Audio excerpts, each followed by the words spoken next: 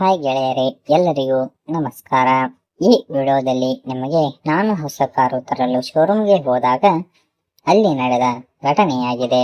ಈ ಕಥೆಯನ್ನು ನೀವು ಪೂರ್ತಿಯಾಗಿ ಕೇಳಿ ಆನಂದಿಸಿ. ಹಾಗೆ ಈ ವಿಡಿಯೋದಲ್ಲಿ ಏನಾದರೂ ಅಕ್ಷರ ತಪ್ಪಾದಲ್ಲಿ ಕ್ಷಮೆ ಇರಲಿ. ಬನ್ನಿ ಕತೆ ಪ್ರಾರಂಭಿಸೋಣ. ನನ್ನ ಹೆಸರು ವಿಜಯ್. ನನಗೆ ವಯಸ್ಸು 29 ಆಗಿದ್ದವು.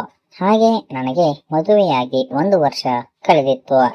ನಾನು ಒಂದು ಕಂಪನಿಯಲ್ಲಿ ಕೆಲಸ ಮಾಡುತ್ತಿದ್ದೆ. ನನಗೆ ಸಂಬಳವೂ ಕೂಡ ಚೆನ್ನಾಗಿಯೇ ಇತ್ತು. ಹಾಗೆ ನಾನು ಅಲ್ಲಿ ಒಂದು ಸಾಫ್ಟ್ವೇರ್ ಕಂಪನಿಯಲ್ಲಿ ಕೆಲಸ ಮಾಡುತ್ತಿದ್ದೆ. ಒಂದು ದಿನ ನಾನು ಹೊಸ ಕಾರನ್ನು ಖರೀದಿ ಮಾಡಲು ಕಾರ್ ಶೋರೂಮ್ಗೆ ಹೋದೆ. ಕಾರ್ ಶೋರೂಮ್ಗೆ ನಾನು ಒಬ್ಬನೇ ಹೋಗಿದ್ದೆ, ಏಕೆಂದರೆ ಮನೆಯವರಿಗೆ ಸರ್ಪ್ರೈಸ್ ಕೊಡಬೇಕು ಅಂತ ಹೇಳಿ ಯೋಚಿಸಿ ನಾನು ಒಬ್ಬನೇ ಹೋಗಿದ್ದೆ. ಹಾಗೆ ನಾನು ಶೋರೂಮ್ಗೆ ಹೋದಾಗ ಅಲ್ಲಿ ಒಬ್ಬರು ಆಂಟಿ ಶೋರೂಮ್ನಲ್ಲಿ ಇದ್ದರು. ಅವರು ನನ್ನನ್ನು ವೆಲ್ಕಮ್ ಮಾಡುತ್ತಿದ್ದರು. ಆಂಟಿಯ ನೋಡಲು ತುಂಬಾ ಚೆನ್ನಾಗಿ ಒಳ್ಳೆಯ ಮೈಕಟ್ಟನ್ನು ಹೊಂದಿ ತುಂಬಾ ಸುಂದರವಾಗಿ ಕಾಣುತ್ತಿದ್ದರು. ಆಂಟಿಯನ್ನು ನೋಡಿ ನನಗೆ ತುಂಬಾ ಖುಷಿ ಆಯಿತು.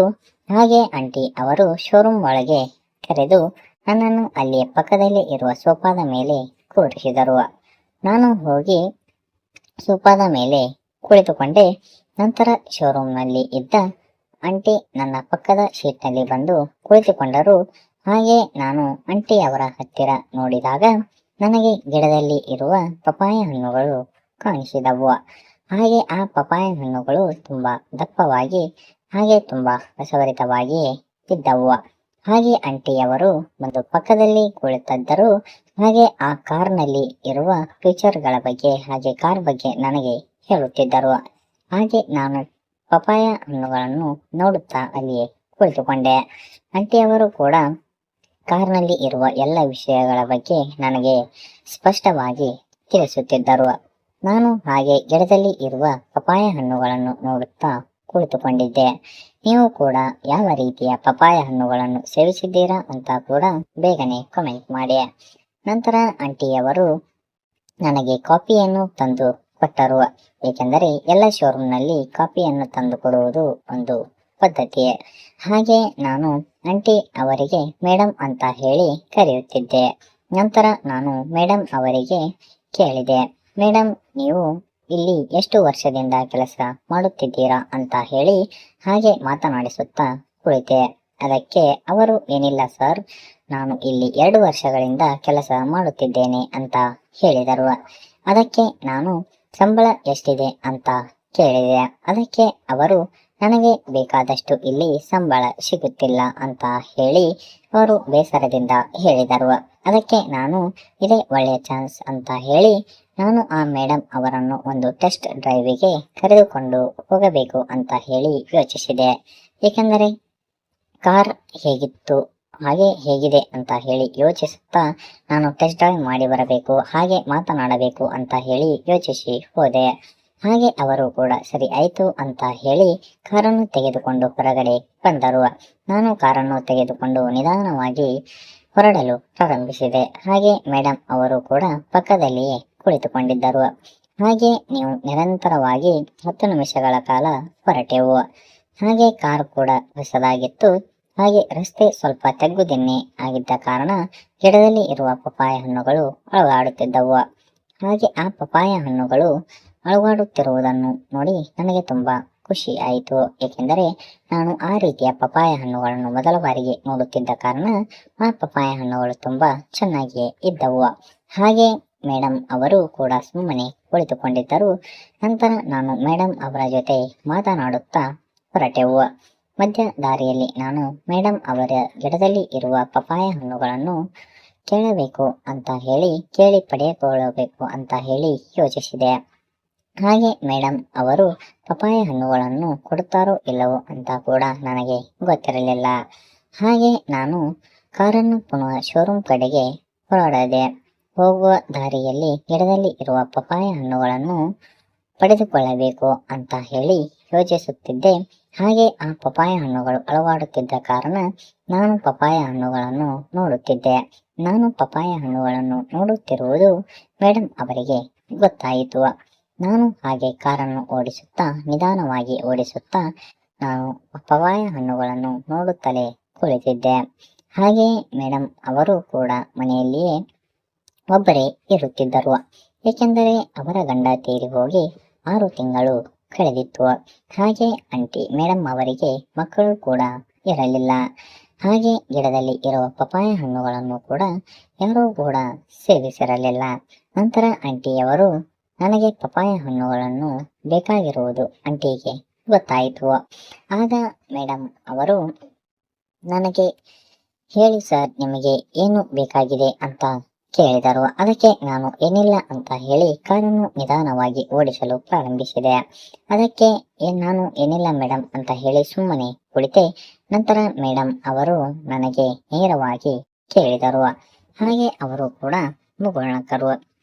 ಸರ್, ನಿಮಗೆ ಏನು ಬೇಕಾಗಿದೆ ನನಗೆ ಗೊತ್ತಾಗಿದೆ ಅಂತ ಅವರು ಹೇಳಿದಾಗ ನಾನು ಸುಮ್ಮನೆ ಕುಳಿತುಕೊಂಡೆ. ನಂತರ ಮೇಡಮ್ ಅವರು ನನಗೆ ಹೇಳಿದರು, ಗಿಡದಲ್ಲಿ ಇರುವ ಪಪಾಯ ಹಣ್ಣುಗಳನ್ನು ಇಟ್ಟುಕೊಂಡು ನಾನು ಏನು ಮಾಡುವುದು? ಆ ಪಪಾಯ ಹಣ್ಣುಗಳನ್ನು ಯಾರೂ ಕೂಡ ಸೇವಿಸಿಲ್ಲ. ನಿಮಗಾದರೂ ಬೇಕಾದರೆ ಕೇಳಿ ಪಡೆದುಕೊಳ್ಳಿ ಅಂತ ಹೇಳಿದರು. ಹಾಗೆ ಗಿಡದಲ್ಲಿ ಇರುವ ಪಪಾಯ ಹಣ್ಣುಗಳನ್ನು ಕೊಡುತ್ತೇನೆ ಅಂತ ಆಂಟಿ ಕೂಡ ನನಗೆ ನೇರವಾಗಿ ಹೇಳಿದರು. ನಿಮಗೆ ಬೇಕಾದರೆ ಹೇಳಿ, ಗಿಡದಲ್ಲಿ ಇರುವ ಪಪಾಯ ಹಣ್ಣುಗಳನ್ನು ಕೊಡುತ್ತೇನೆ ಅಂತ ಹೇಳಿದರು. ಅದಕ್ಕೆ ನಾನು ನೀವಾದರೂ ಸೇವಿಸಿ ಖುಷಿ ಪಡಿ ಅಂತ ಆಂಟಿ ಹೇಳಿದರು.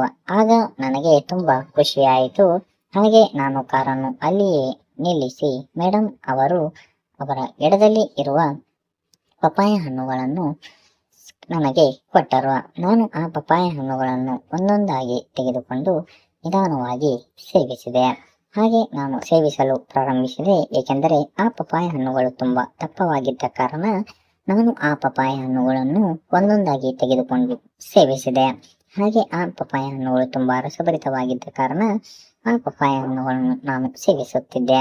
ಹಾಗೆ ನಂತರ ಮೇಡಮ್ ಅವರು ಕೂಡ ಪಪಾಯ ಹಣ್ಣುಗಳನ್ನು ಕೊಟ್ಟು ಅವರು ಸುಮ್ಮನೆ ಕುಳಿತುಕೊಂಡಿದ್ದರು.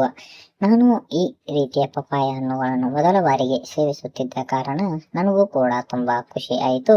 ಹಾಗೆ ನಾನು ಆ ಪಪಾಯ ಹಣ್ಣುಗಳನ್ನು ನಿರಂತರವಾಗಿ ಸೇವಿಸಿದೆ. ಹಾಗೆ ನಾನು ಪಪಾಯ ಹಣ್ಣುಗಳನ್ನು ಸೇವಿಸುತ್ತಾ ಖುಷಿ ಪಟ್ಟೆ. ನಂತರ ಆಂಟಿಯವರು ಕೂಡ ಕಾರನ್ನು ಓಡಿಸುವುದನ್ನು ನೋಡಿ ಅವರು ಕೂಡ ಖುಷಿ ಪಟ್ಟರು. ನಂತರ ನಾನು ಪಪಾಯ ಹಣ್ಣುಗಳನ್ನು ಸೇವಿಸುತ್ತಿದ್ದೆ. ಆಗ ನನ್ನ ತಮ್ಮ ಅಲ್ಲಿ ಎದ್ದು ನಿಂತಿದ್ದ. ನನ್ನ ತಮ್ಮನಿಗೂ ಕೂಡ ಪಪಾಯ ಹಣ್ಣುಗಳು ಅಂದರೆ ತುಂಬಾ ಇಷ್ಟ. ಹಾಗೆಯೇ ನನಗೆ ನನ್ನ ತಮ್ಮನಿಗೂ ಕೂಡ ಪಪಾಯ ಹಣ್ಣುಗಳನ್ನು ಕೊಟ್ಟು ಅವನಿಗೂ ಕೂಡ ಸ್ವಲ್ಪ ಹೊತ್ತು ಸಮಾಧಾನ ಮಾಡಿದೆ. ಅಷ್ಟಾದರೂ ಅವನು ಕೇಳಲಿಲ್ಲ. ನಂತರ ಅವನಿಗೆ ಆಟವಾಡಲು ಆಟೋಣಿಕೆಯ ವಸ್ತು ಬೇಕಾದ ಕಾರಣ ಅದಕ್ಕೆ ಅವನು ಹಠ ಮಾಡುತ್ತಿದ್ದ. ಮೇಡಮ್ ಅವರಿಗೆ ನನ್ನ ತಮ್ಮನನ್ನು ಪರಿಚಯ ಮಾಡಿ ಕೊಟ್ಟೆ. ಹಾಗೆ ಮೇಡಮ್ ಅವರು ನನ್ನ ತಮ್ಮನನ್ನು ನೋಡಿ ತುಂಬಾ ಖುಷಿ ಪಟ್ಟರು. ಏಕೆಂದರೆ ನನ್ನ ತಮ್ಮನು ಕೂಡ ನೋಡಲು ತುಂಬಾ ಚೆನ್ನಾಗಿ ಒಳ್ಳೆಯ ಮೈಕಟ್ಟನ್ನು ಹೊಂದಿ ತುಂಬಾ ಸುಂದರವಾಗಿ ಇದ್ದ. ಹಾಗೆ ಮೇಡಮ್ ಅವರು ಗಿಡದಲ್ಲಿ ಇರುವ ಆಟೋಣಿಕೆಯ ವಸ್ತುವನ್ನು ನನ್ನ ತಮ್ಮನಿಗೆ ಆಡಲು ಕೊಟ್ಟಿರುವ ಆಟೋಣಿಕೆಯ ವಸ್ತುವನ್ನು ಕೂಡ ನೋಡಲು ತುಂಬಾ ಚೆನ್ನಾಗಿ ದಪ್ಪವಾಗಿ ಉಬ್ಬಿದ ಆಕಾರವನ್ನು ಹೊಂದಿ ತುಂಬಾ ಸುಂದರವಾಗಿ ಇತ್ತು. ಹಾಗೆ ಆಟೋಣಿಕೆಯ ವಸ್ತುವನ್ನು ನೋಡಲು ನನ್ನ ತಮ್ಮನಿಗೆ ಆಟವಾಡಲು ಕೊಟ್ಟರು. ಹಾಗೆ ಆ ವಸ್ತುವನ್ನು ನೋಡಿ ನನ್ನ ತಮ್ಮನು ಕೂಡ ತುಂಬಾ ಖುಷಿ ಪಟ್ಟ. ಹಾಗೆ ಆ ವಸ್ತುವಿನ ಜೊತೆ ಆಟವಾಡಿದ್ದರ ಕಥೆಯನ್ನು ಮುಂದಿನ ವಿಡಿಯೋದಲ್ಲಿ ನೋಡೋಣ. ಈ ವಿಡಿಯೋ ಇಷ್ಟವಾದಲ್ಲಿ ಲೈಕ್ ಮಾಡಿ, ಶೇರ್ ಮಾಡಿ, ಸಬ್ಸ್ಕ್ರೈಬ್ ಮಾಡಿ. ಹಾಗೆ ಈ ವಿಡಿಯೋ ಕಾಲ್ಪನಿಕವಾಗಿದ್ದು ಮನೋರಂಜನೆ ಉದ್ದೇಶದಿಂದ ಮಾಡಲಾಗಿದೆ. ಹಾಗೆ ನಮ್ಮ ಚಾನಲ್ನಲ್ಲಿ ದಿನನಿತ್ಯ ಈ ರೀತಿಯ ವಿಡಿಯೋಗಳು ಅಪ್ಲೋಡ್ ಆಗುತ್ತಿರುವ ಕಾರಣ ಹಾಗೆ ನಮ್ಮ ಚಾನಲ್ಗೆ ನೀವು ಸಬ್ಸ್ಕ್ರೈಬ್ ಮಾಡಿ. ಹಾಗೆ ಪಕ್ಕದಲ್ಲಿ ಇರುವ ಬೆಲ್ ಐಕಾನ್ ಅನ್ನು ಪ್ರೆಸ್ ಮಾಡಿದರೆ ಆಲ್ ಅಂತ ಒತ್ತಿದರೆ ನಾವು ಮಾಡುವ ಪ್ರತಿಯೊಂದು ವಿಡಿಯೋಗಳು ನಿಮಗೆ ನೋಟಿಫಿಕೇಶನ್ ಮೂಲಕ ನೇರವಾಗಿ ದೊರೆಯುತ್ತವೆ. ಹಾಗೆ ನಮ್ಮ ಚಾನಲ್ಗೆ ನಿಮ್ಮ ಸಪೋರ್ಟ್ ಸದಾಕಾಲ ಹೀಗೆ ಇರಲಿ. ಹಾಗೆ ಈ ವಿಡಿಯೋಗಳು ಕಾಲ್ಪನಿಕವಾಗಿತ್ತು, ಮನೋರಂಜನೆ ಉದ್ದೇಶದಿಂದ ಮಾಡಲಾಗಿದೆ. ಹಾಗೆ ಎಜುಕೇಶನಲ್ ಪರ್ಪಸ್ಗೋಸ್ಕರ ಮಾಡಲಾಗಿದೆ. ಹಾಗೆ ಇದೇ ರೀತಿ ಇನ್ನೂ ಹೆಚ್ಚಿನ ವಿಡಿಯೋಗಳು, ಈ ವಿಡಿಯೋ ಪಾರ್ಟ್ 2 ಬೇಕಾದರೆ ಪಾರ್ಟ್ 2 ಅಂತ ಹೇಳಿ ಕಾಮೆಂಟ್ ಮಾಡಿ. ಈ ಕಥೆಯನ್ನು ನೀವು ಪೂರ್ತಿಯಾಗಿ ನೋಡಿದ್ದಕ್ಕಾಗಿ ನಿಮಗೆ ಅನಂತ ಧನ್ಯವಾದಗಳು. ಹಾಗೆ ನಮ್ಮ ಚಾನಲ್ಗೆ ನಿಮ್ಮ ಸಪೋರ್ಟ್ ನಿರಂತರ ಕಾಲ ಹೀಗೆ ಇರಲಿ ಅಂತ ಹೇಳಿ ನಾವು ಕೇಳಿಕೊಳ್ಳುತ್ತೇವೆ. ಹಾಗೆ ನೀವು ಈ ವಿಡಿಯೋವನ್ನು ಪೂರ್ತಿಯಾಗಿ ನೋಡಿದ್ದಕ್ಕಾಗಿ ನಿಮಗೆ ಅನಂತ ಅನಂತ ಧನ್ಯವಾದಗಳು. ಹಾಗೆ ಈ ವಿಡಿಯೋದ ಪಾರ್ಟ್ 2 ನಿಮಗೆ ಬೇಕಾದರೆ ಕಾಮೆಂಟ್ ಬಾಕ್ಸ್ನಲ್ಲಿ ಪಾರ್ಟ್ 2 ಅಂತ ಹೇಳಿ ಬೇಗನೆ ಕಾಮೆಂಟ್ ಮಾಡಿ. ಹಾಗೆ ಈ ರೀತಿ ವಿಡಿಯೋಗಳು ನಮ್ಮ ಚಾನೆಲ್ನಲ್ಲಿ ದೊರೆಯುತ್ತವೆ. ಈ ವಿಡಿಯೋವನ್ನು ನೀವು ಪೂರ್ತಿಯಾಗಿ ನೋಡಿದ್ದಕ್ಕಾಗಿ ನಿಮಗೆ ಅನಂತ ಅನಂತ ಧನ್ಯವಾದಗಳು. ಎಲ್ಲರಿಗೂ ನಮಸ್ಕಾರ.